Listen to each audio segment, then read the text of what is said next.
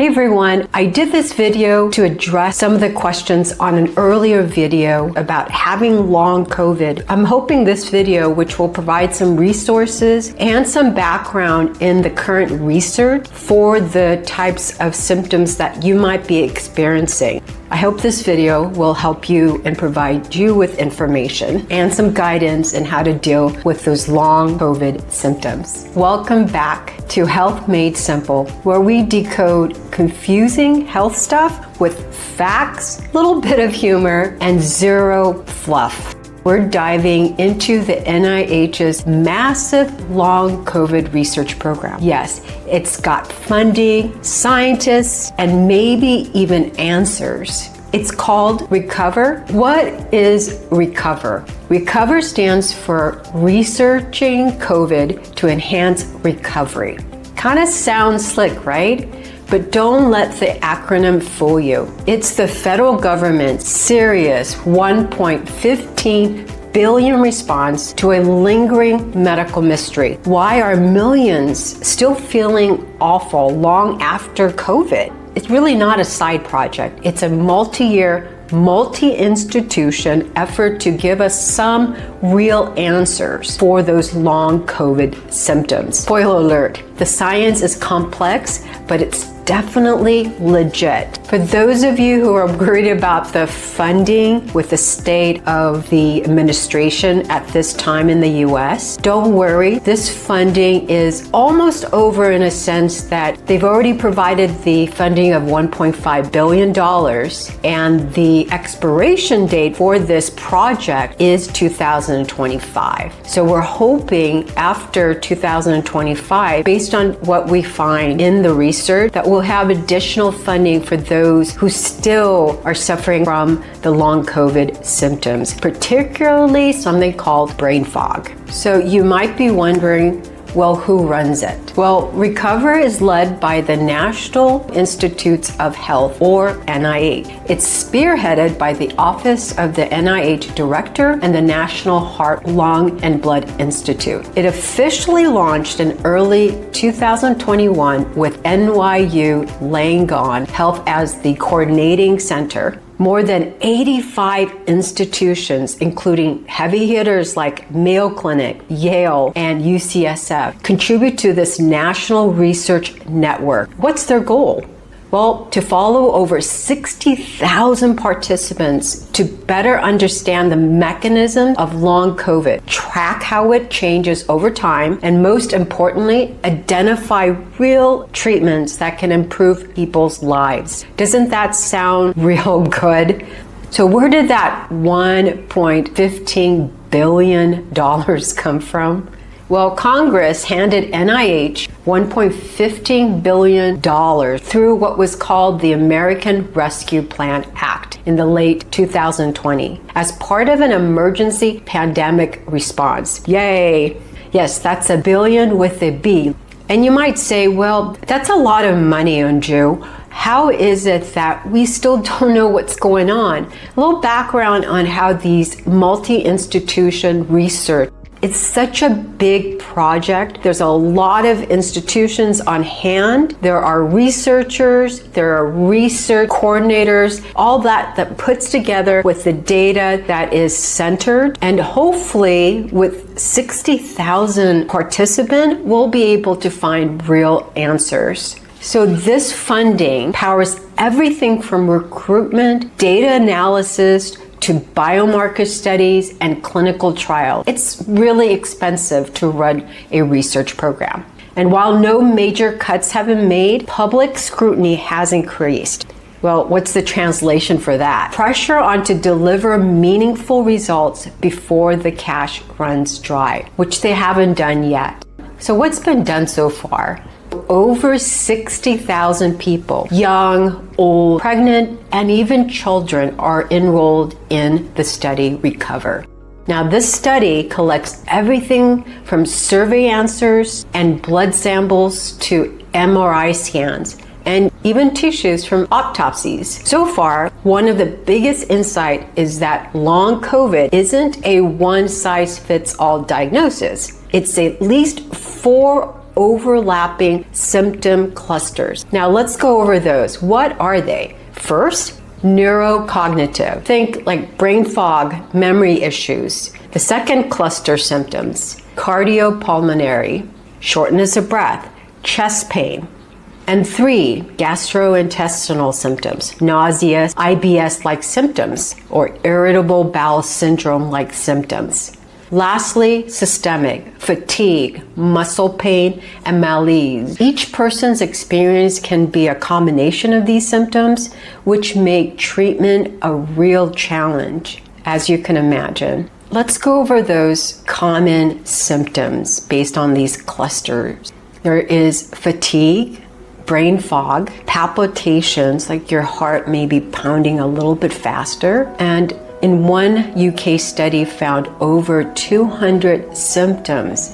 Guys, get this, 200 symptoms affecting everything from the brain and lung to the gut, to the skin, and even menstrual cycles. Yet long COVID can show up as tingling nerves, chest pressure, or even new allergies. That's why this illness is so hard to define, treat, and for some folks even believe.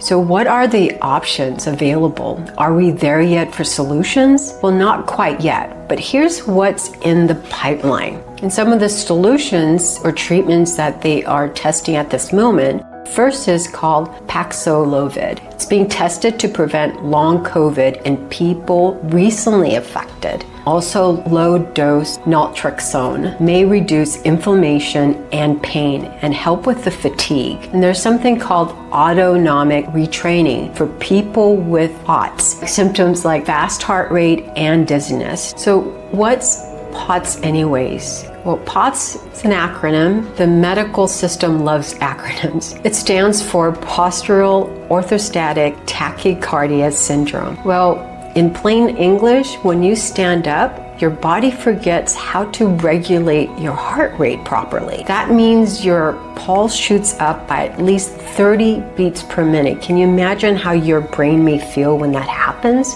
So without your blood pressure dropping, 30 minutes, 30 beats per minute without your blood pressure dropping. So you might feel dizziness, palpitation, fatigue, and sometimes full-on collapse. Think of it like your internet Wi-Fi dropping every time you try to stand up.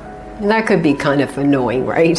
There's also hyperbaric oxygen therapy. It increases oxygen in the bloodstream, meaning being tested to help with brain fog and fatigue. And there is a drug called BC007. Don't tell me how they came up with that name. It's a drug that's originally developed for glaucoma, but it's being tested to neutralize harmful autoantibodies, possibly driving long COVID. Sounds kind of encouraging, right? For those who have long COVID, you might wonder, well, are there cures? Solutions and finding treatments, we're moving forward. Early signs are promising, especially the LDN and pacing therapy. And let me go ahead and give you some case studies. For example, like Sarah, a 38-year-old mom who went from running 5Ks to getting winded walking her dog. This happens to a lot of people in that this happens a lot to people who were very active and had long COVID symptoms. For whatever reason it is, they become extremely tired. So she joined a clinical trial using low-dose naltrexone, LDN, which has been proposed to help modulate immune response and reduce inflammation. And then 6 weeks in, her brain fog improved. She's still tired, but she could think again. It's promising, right? Let's go over another person's experience. Omar, 45, who has developed POTS after COVID. He tried beta blockers with no luck, but after 8 weeks of supervised autonomic retraining, he finally stood for 20 minutes without blacking out. Can you believe that? And that's such a disheartening symptom to have.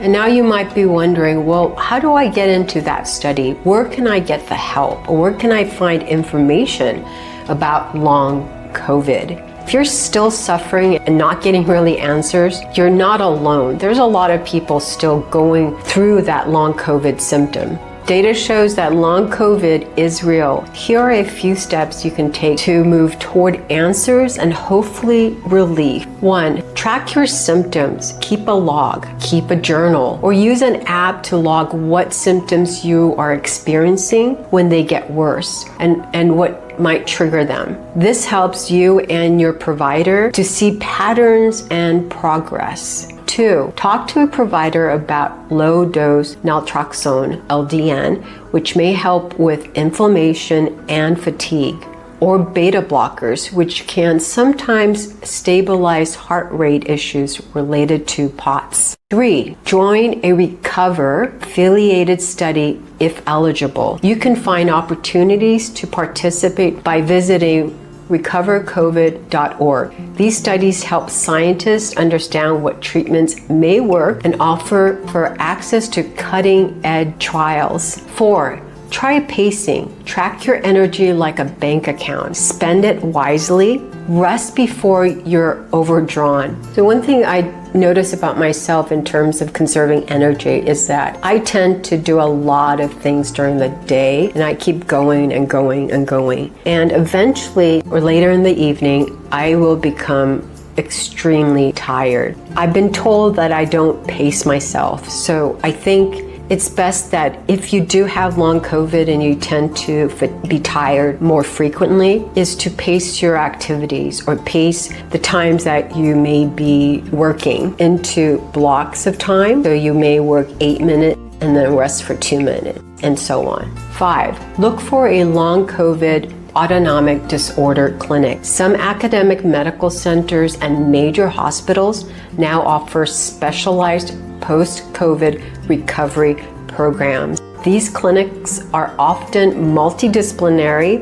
involving cardiology, neurology, and rehabilitation specialists who understands the complexity of long COVID and the conditions like POTS. Examples include Mount Sinai Center for Post-COVID Care, New York City, Mayo Clinic's COVID Activity Rehabilitation Program that's available in Minnesota and Arizona, Stanford Post-Acute COVID-19 Syndrome Clinic that's in California, and the University of California San Francisco Long COVID Clinic. If you want to go deeper into your symptoms, I will put these 3 links available in the description down below. Long COVID is not just in your head. It's in peer-reviewed journals, clinical trial registries, and thousands of patient records. Just look at the Recover study. The research has been slow, but it is finally moving forward.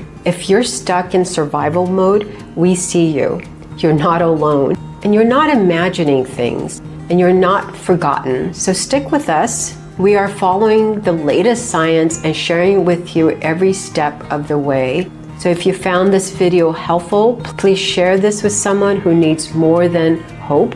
They need facts backed up by science and a community that believes them. Final thought on research and how long it takes. And it takes a long time to gather evidence, data, and you think about it, there are 60,000 participants in this Recover study. That's a lot of data over time. And then you need time to do the analysis of that data. Based on the analysis and the previous other studies, there needs to be some interpretation that needs to be done. So this all takes time. Typically in science, based on when the study's done, it's not until about 10 years when that information is published. The fact that we're getting information within the last 5 years, that's a remarkable feat in itself. Those of you who are suffering from long COVID, I hope you stay healthy, and I'll talk to you soon. Bye-bye.